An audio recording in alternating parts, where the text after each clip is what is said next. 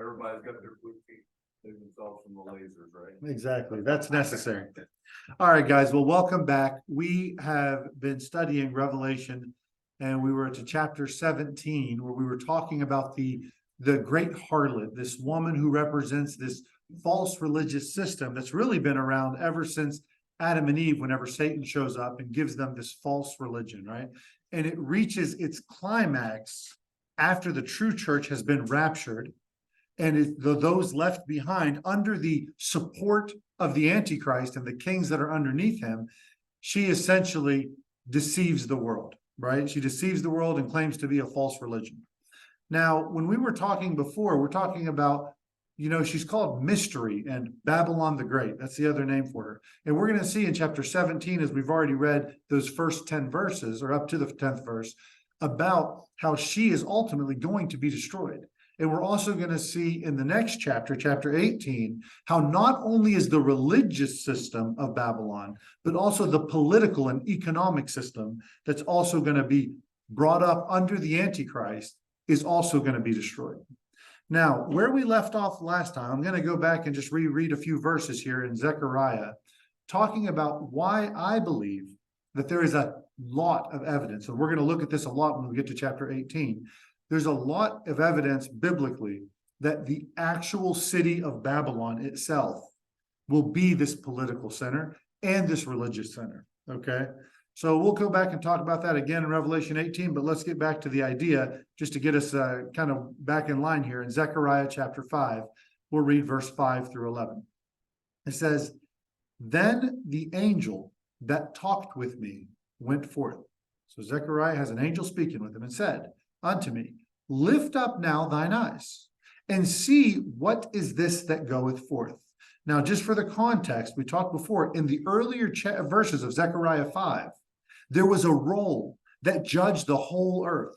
So a judgment was going out over the whole earth in the context of this vision. So in verse 6, he says, "And I said, what is it? What am I going to go see?" And he said, "This is an ephah that goeth forth." He said, "Moreover, this is their resemblance through all the earth. And behold, there was lifted up a talent of lead." Talents are what they measured money in, right? The more precious the metal, the more worthwhile it'd be. A talent of gold or a talent of silver worth more than a talent of copper or a talent of lead, right? So he says, there is here a talent of lead. There's an economic thing here. "And this is a woman that sitteth in the midst of the ephah." So there's actually a woman in this basket, and there's this talent of lead on top of her. Somehow the economy of the world is on the back of this woman. She's actually sealed in and intimately connected with the economy of this time, okay? And he said, "This is wickedness." Oh, wow. This woman and this ephah and this talent represents absolute wickedness, absolute evil. It's interesting that it's not Satan. When you say who is evil, who is wickedness, people immediately jump to Satan. Well, it's not just Satan, it's Satan's system, right? It's the news, the false religion that Satan spreads. This is wickedness. He cast it into the midst of the ephah and cast the weight of lead upon the mount thereof. Okay, so where is the false religious system, the economic power, right? And the political power which comes in tow? What's going to happen to it? "Then I lifted up mine eyes and looked, and behold, there came out two women, and the wind was in their wings, for they had wings like the wings of a stork, and they lifted up the ephah between the earth and the heaven." So the evil wickedness with the political power and the religious power is going to be lifted up by unclean wings. Unclean birds are going to lift it up, right? And in the presence of the whole world is going to take it where? It says, "For they had the wings of a stork, they lifted up the ephah between earth and heaven." And verse 10 says, "Then said I to the angel that talked with me, Whither do these bear the ephah? Where are they taking it? And he said unto me, To build it a house in the land of Shinar," which is the land of Babylon, right? "And it shall be established and set there upon her own base." So this system, whatever this woman represents, which I believe is intimately connected with the great harlot that we've been reading about in Revelation 17, will go along with the economic center and the centers of power to some place that the Bible tells us quite plainly, if you read it as written, is the land of Shinar.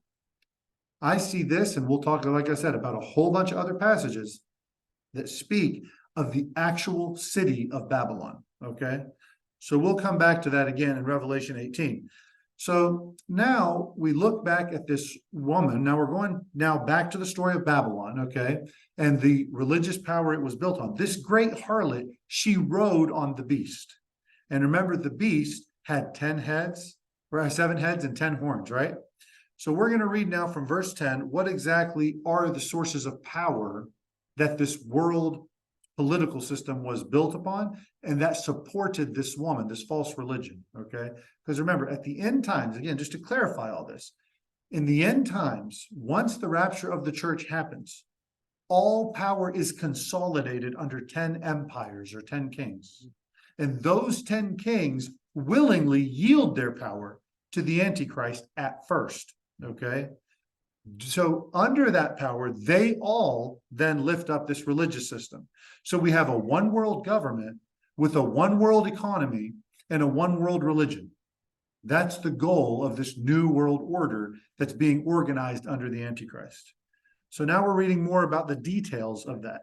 So in Revelation 17, verse 10, it says, and there are 7 kings, 5 are fallen and 1 is, and the other is not yet come.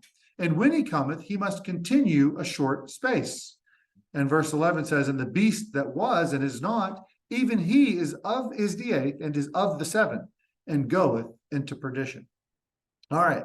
So here is that support. We talked earlier about those mountains that the whole the Babylon was built upon, the 7 hills, the 7 mountains. Here we see some more support that those 7 mountains are not the foundations of a city, as in Jerusalem, Babylon, Rome, whatever you want to talk about, but rather the kingdoms of power, the sources of power that this false religious Babylon and political Babylon are built upon, okay? So these mountains will be destroyed at some point in the future. But we're talking right now, when he reads in verse 10, he says there are 7 kings, 5 are fallen and 1 is, and the other is not yet come. So that means we're speaking of both things in the past, things in the present, of the time of the writing of this, and things in the yet future. So again, try to keep all this. I know there's a lot. You have to keep all of these things in mind from before when we talked about the beast. But these 10 horns continue to exist. So the 10 kingdoms continue to exist at the same time of the 7 heads. There have been many world empires throughout history. Each one builds on another, okay? There are 5 fallen kings, 1 current, and 1 to come. Now, people disagree about the interpretation of what this means, all right? I'm going to give you 2 possible views that I think are the most feasible, all right? So at the time of the 10 kings, during the first half of the tribulation, right, we are at that point on the 5th iteration of the Roman Empire. So the Roman Empire started with regal Rome. There was a king of Rome, okay? And that was from 753 to 509 BC. These kings ruled, and these were called the Tarquin kings, the counselors, and the plebeians. This all comes from history books, not from the Bible, okay? This is what history tells us. Then there was Republican Rome that was under the Republic. That was from 509 BC to 27 BC. And that's whenever the Romans elected their governors and they would meet to make the laws. Then there was Imperial Rome, where you had the emperors of Rome, okay? That's from 27 BC all the way to 476 AD. And they ruled over many nations at that point. Then you had the Holy Roman Empire, which was originally German-based, but essentially gave the authority of the Catholic Church to help guide all of European, essentially, and a lot of the Middle Eastern history at that time. And out of Rome, out of the imperialism of Rome, each piece of the Roman Empire branched out across the world. We had, the Norway, Sweden, we had Spain, we had England, all these different, Italy, all these different people branched out, and each had periods of time where they spread out across the world. Why is that significant? Because it brought back even though the world was very divided ever since the Tower of Babel, it brought back singular languages. Almost all of Europe, okay, all of their languages are somewhat related. If you speak Spanish, you'll understand some French. You'll understand, if you speak English, you'll understand some German. They all have a lot of similarities, right? And so now we took a central area and spread their ideas, their philosophies, their religion, and their languages across the planet. And so now today you can go anywhere and speak English, and you will find someone who understands what you're saying, right? So all these things happen, but those nations are still divided. Still today, even though we have the European Union, we know Great Britain broke away, there's still not complete union as we're going to need for the time of the Antichrist, all right? But there is a time coming where the entire world will be reorganized under 10 seeds of power, whether that's an economic grouping of North America and then an economic grouping of South America. There's all kinds of theories on how the power will be divided. But the point is, all power in the world will be set up into 10 kingdoms or districts or whatever you want, and they will all have authority under one ultimate ruler, right? And there will be a phase where those kingdoms unite and willingly submit their power to one man, right? So he is the eighth man that we talked about, right? The eighth one that comes out of the seven, right? The seventh kingdom. So he will be the absolute ruler, this Antichrist. And during the final half of the tribulation, he will be emperor of the world, right? He's not going to answer to anyone. He doesn't have to submit to anyone. Anyone that turns against him, he wipes out, like we see with 3 of those 10 kings that did that. Again, I know you have to have followed the study up until now to kind of follow all that, but hopefully that makes sense. The other thought about these 7 kingdoms is that it represents the progression of all world empires. Now, remember way back in the book of Daniel, we have the book of Daniel with Nebuchadnezzar having a dream, and he wants to know, well, what's the dream and what's it mean? And of course, as the story goes, we find out that he had a dream of a massive statue. And the statue had a head of gold. And he said, hey, Nebuchadnezzar, this is you. This is Babylon. Babylon is the head of gold.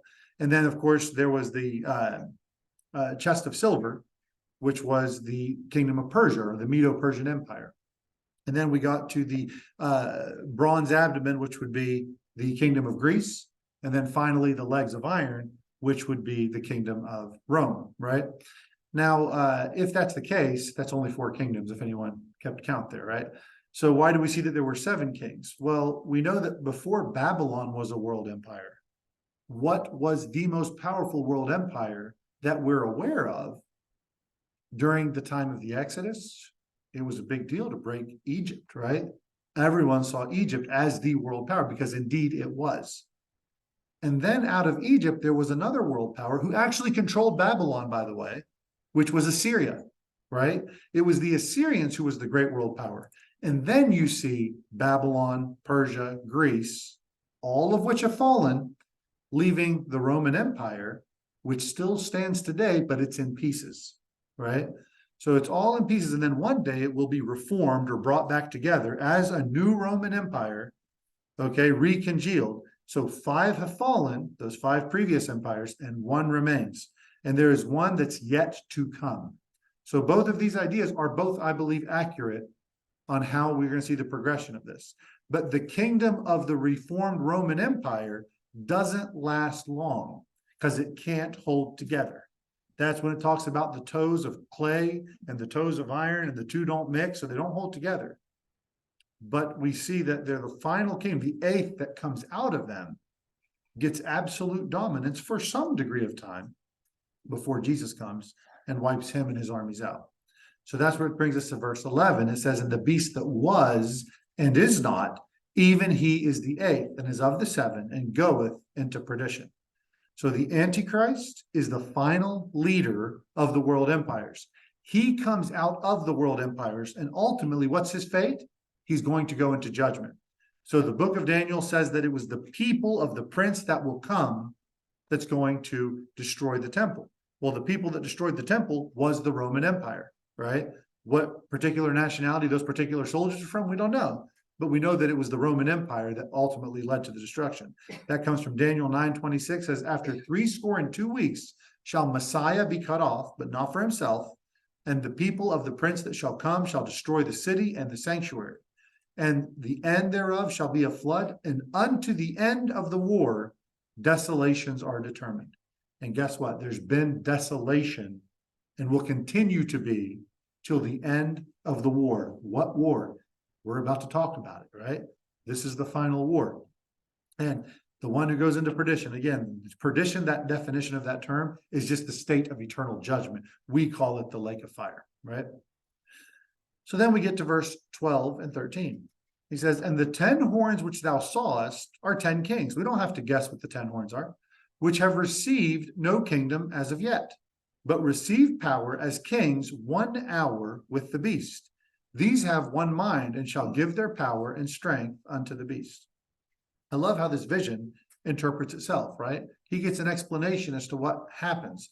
So a lot of people want to claim that Mystery Babylon is some random country or some particular city. We don't have to guess about this. We see that this woman is not a city. She rides over the kingdoms. She has power and authority over them, right? She's not part of them. She's made up of all nations because everyone wants to commit fornication with her. Everybody wants what she's selling. They want what she has to offer. So the entire power structure of the Antichrist will be under 10 kings. And this setup, this whole organization of giving all power to the Antichrist, it's going to be agreed upon within an hour, right? It's all going to be agreed upon immediately. So all of them have one mind and shall give their power and strength unto the beast. Right. And then verse 12 said, they receive power as kings 1 hour with the beast. So all of this happens in very, very short order. They will quickly be organized and given authority, emergency powers, likely in response to some cataclysmic world-changing events. Let's just say, I don't know, what if a bunch of people just disappeared? That might be world-changing, right? That would be one thing. What about if signs from the heaven were coming? What if they claimed it was aliens, but really it was the rapture? All of these things, again, some supernatural threat will give everyone, okay, whatever, just save us. We'll submit to whatever you want. So although there are 10 separate kings, they're in subjection to the beast, the Antichrist. Again, I'm using the word beast and Antichrist interchangeably. And they will fully follow whatever leadership he gives them, whatever he tells them to do. Now, again, that during the time of John's vision, he says they haven't gotten their power yet, right? So the Roman Empire, at its height of its power, is like, this is not that. This is not it. Don't think this Roman Empire is it. A lot of people, they take the Bible and they say, oh, yeah, all the things of Revelation have already happened. It happened at 70 AD, even though Revelation was written after 70 AD. But even so, they say maybe it was written earlier. Maybe it was, but these kings didn't have their power. So according to John and according to the angel speaking to him, these were yet future, right? But they're given their power suddenly, very quickly, and they almost immediately submit that power to the Antichrist. So some calamity is going to unite the whole world, and they're all going to give these emergency powers to the 10 kings, who's going to give the emergency power to the Antichrist, who is actually working for the dragon, who is Satan. Okay? So what is he going to do with all that power? Well, let's read on. It says in Revelation 17:14, these shall make war with the Lamb. Oh, it looks easy. Lambs are fairly defenseless creatures, right? And the Lamb shall overcome them. Wow, okay. For he is the Lord of lords and King of kings, and they that are with him are called and chosen and faithful. So they don't make war with a lamb. They make war with the Lamb, okay? Make war with Jesus. Does anyone want to just throw out a number? Just throw out a guess. Let's just throw out a guess. How many times do you think in all of eternity has Jesus Christ been defeated? Throw out a number. Let's hear it. Anyone? No? Zero. Okay, very good. Does anyone want to guess how many times he will be defeated? Zero. Amen. He is the undisputed heavyweight champion of the world. Okay? And there are no contenders, nor will there ever be. People, it drives me crazy where people are like, oh yeah, Jesus is the good guy, Satan is the bad guy. No, Jesus is just the guy. He is God. There is no one in that category. You can't even say, okay, here he is versus them. No, here he is, and they melt away. That's how the Bible teaches us and describes how this all goes for them. So the dividing line is you are either with Jesus, right? Or you're against him. Either you are called, chosen, and faithful, or you are not, right? That's that simple. So he's coming to battle with his holy ones, presumably the angels and also the saints. There's a lot of controversy over who comes back with him, but we do know that those who belong to him come back. I believe we return with him. I also believe the angels come down. A lot of people will do some interpretation. Oh, well, this word means this and this location. Yeah, maybe. I guess if I'm wrong, I'll say, all right, you win. But we'll see when it comes down to that, right? But the question is, if you want to be the called, the question is, are you called? Have you heard of Jesus Christ and what he's done for you? If you have, then you are called. Jesus says, no one can come to the Father, right? Unless the Father, nobody comes to the Father unless I reveal the Father to them, right? Well, guess what? He then said, you're my body. Go and tell the world. Teach all nations. So guess who Jesus reveals the Father to? Everybody. Everyone is called, right? Now, how are you going to respond? So you're called if you know anything about Jesus, if you're listening to these words right now, you are called. Are you going to accept? What are you going to do with that calling? Are you going to put your faith in Jesus? Or are you going to reject him and say, yeah, maybe I'll see, maybe later? As foolish as it is to stand against God, that's what the Antichrist convinces the world to do. He convinces them, don't go to Jesus, even though you may know he's true, don't follow him. And guess what? Jesus overcomes all who stand against him. He's not just the Lamb. He's described as the Lamb. He is the Lamb, but he is the Lord of lords and the King of kings. He is it. So lion or lamb, your choice. I mean, you can choose what you want. How you encounter Jesus is totally up to you, but you will encounter him. Everyone will stand before him. You can go there as a criminal. You can go there ready to get your sentence and eternally go to the lake of fire. Or you can go and say, and hear the words, well done, good and faithful servant, enter into the joys prepared for you, right? Into the joys of the Lord. And that's where I want to go. I don't want to go and have to face up for what I've done. I know what I've done. You may not know what I've done, but I know what I've done. You don't want to know what I've done. That's exactly right. But Jesus is a wondrous Savior, but he's also a consuming fire and a very righteous judge.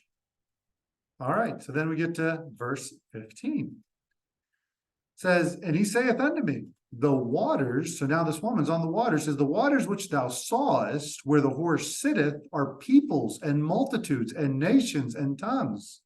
So this great harlot, she is courting the entire world. Everyone has something to do with her. So be on the lookout for any large religious groups, even today. I'm not saying that this is the great harlot yet, but be on the lookout for any religious groups that are trying desperately to unite all faiths into one, that are trying to bring in all different religions, not just denominations, I mean, all religions into one thing. This harlot advertises herself as the true church, and she convinces the world to follow in her wickedness.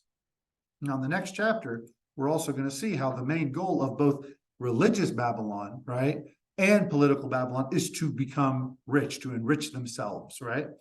And you're going to see this big push and part of that's going to be to bring all faiths under one banner. So you're going to see evidence of that in the world around us. Now, remember back earlier in the letters to the churches in Revelation, chapter 2 and chapter 3, the churches that Jesus was most pleased with were the ones that had the worst view of themselves, who thought they were failing, thought their performance was lacking, saying, we're not doing enough. And Jesus was so pleased with them. That's not to say that self-pity is somehow a good thing. That's not the idea, oh, woe is me. But rather being humble and meek, right? That's markers of the true church. not being rich and grandiose, not saying, come see my buildings and my riches and my power and all my majesty, and look how everyone comes and fills my church. That's a good thing. I'm not saying it's a bad thing to have a full church, but that's not what it's about, right? So in Revelation 2:9, he says, I know, talking to people who are all about their poorness, he says, I know your works, your tribulation, your poverty. But what does he say to Smyrna? He says, but thou art rich. So when they looked poor and oppressed and downtrodden on every side, Jesus saw them as magnificently wealthy, right? And I know the blasphemy of them which say they are Jews and are not, but are the synagogue of Satan. False religious people, I know that they're lying when they talk about you. I know where your heart is. How about in the church of Philadelphia? He says, I know thy works. Behold, I have set before thee an open door. When Jesus says, listen, I'm thrilled with what you're doing. You have access to it all, an open door. No man can shut it. For thou hast little strength and hast kept my word and has not denied my name. Don't you want to be one of those churches? Don't you want to be someone that Jesus is proud of? But no, do we want to make it look good and make sure all the seats are comfy and the room's air conditioned? Nothing wrong with those things. But where is your focus, right?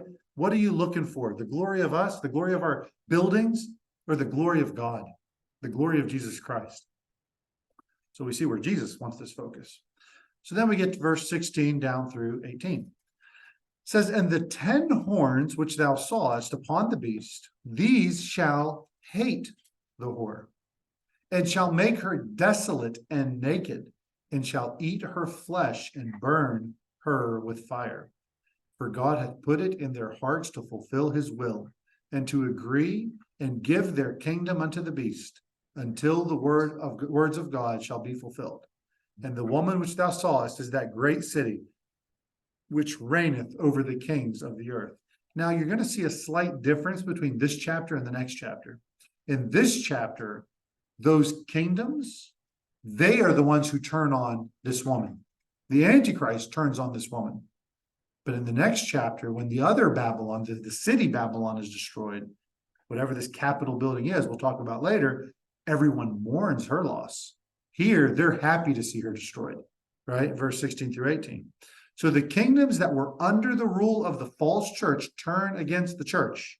The Antichrist leads his followers against this spiritual mystery, Babylon, right? So she will be hated by those who previously submitted to her, who previously loved her, who enjoyed the benefits they had for her authority when she got her followers to listen to what they wanted. But now they hate her. So she's surrounded by gold, she's surrounded by jewels. She will ultimately be desolate, and her royal robes will be stripped off, and she's made naked. So enemies of her, says they eat her flesh. She's totally pillaged, and she's burned with fire. So the false religion will be hated, pillaged, removed. Everything she's accumulated will be stolen back. But not because of her failing them. It's not that she made a mistake and did something wrong. God is using those nations to judge her, right? This is not just them doing willy-nilly. It's because God is judging them. It says, for God has put in their hearts to fulfill his will. They don't even know why they're doing it. The Antichrist and the 10 kings, they think, oh yeah, we're doing something that we want to do. God's like, no, you're doing what I wanted you to do. And that's exactly what they do.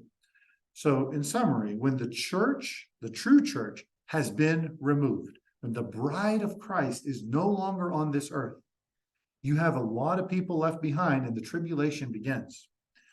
During all of this, the whole world is searching for something to unite them. And that starts out with a world religion. And of course, this world political system that will initially support it. It's a great way to organize the fearful masses. But eventually, through the will of God, they will turn on this religious system. This political system will turn on it and destroy the people that continue to be faithful to that religious system. So the world, again, they think they're doing this for their own reasons, but it's God's judgment on this false religion. Very similar situation as to what we saw happen in the Exodus with Pharaoh. Remember, Pharaoh, he hardened his heart against God. When did Pharaoh harden his heart against God? Does anyone remember? It was long before the plagues came, right? It was long before the plagues came. He chose to hate the people of Israel without cause. Remember? Back when, long before Moses was even born, he said, wow, these guys are bad. So in Exodus chapter 1, verse 10 through 16, and I'll just read 10, 11, and 16. He says, come on, let us deal wisely with them, lest they multiply, and it come to pass that when there falleth out any war, they join also unto our enemies and fight against us, and so get them up out of the land. We don't want to lose these slaves. Therefore, they did set over them taskmasters to afflict them with their burdens. And they built for Pharaoh treasure cities, Pithom and Ramses. And in verse 16, he said, when talking to the midwives, when you do the office of a midwife to a Hebrew woman and see them upon the stools, if it be a son, you shall kill him. And if it be a daughter, then shall she live. So God took this man who had already hardened his heart against God and God's people, and he raised him up in power. Why? To make an example out of him, hardening his heart even further, despite the obvious supernatural signs all around him. The same thing happens to this false religion. It's raised to the spotlight, just like Pharaoh was raised to power, right? So that everyone in the world knew of what God did to Egypt. They heard all the way, no matter where they went, we heard of what you have done to Pharaoh, what you've done to Egypt. The same thing is going to happen with this harlot. She's risen to the pinnacle of power. Also, the world can see its devastating fall and hopefully drive some to salvation. We'll take a 5-minute break here, then we'll pick up with chapter 18. Any final comments or questions on chapter 17? Yes, sir. It's not about this, but what you just said, that Pharaoh, dropped a hammer on Egypt or on the Jews. But it said this is the Pharaoh that took over after Joseph. Pharaoh that knew not Joseph, right? He said he knew not Joseph. And I'm thinking, man, I'll tell you what, as famous as Joseph was, you'd have thought his reputation would have been there. Mm-hmm. I thought that was kind of strange. It is very strange. Now, there is some evidence that Pharaoh is actually Assyrian. And that comes from a number of prophecies. And it actually talks about, I want to say it's Jeremiah, but don't quote me on that, where it talks about this Assyrian who afflicted God's people in Egypt. So the Pharaoh wasn't necessarily Egyptian. He may have been a foreigner.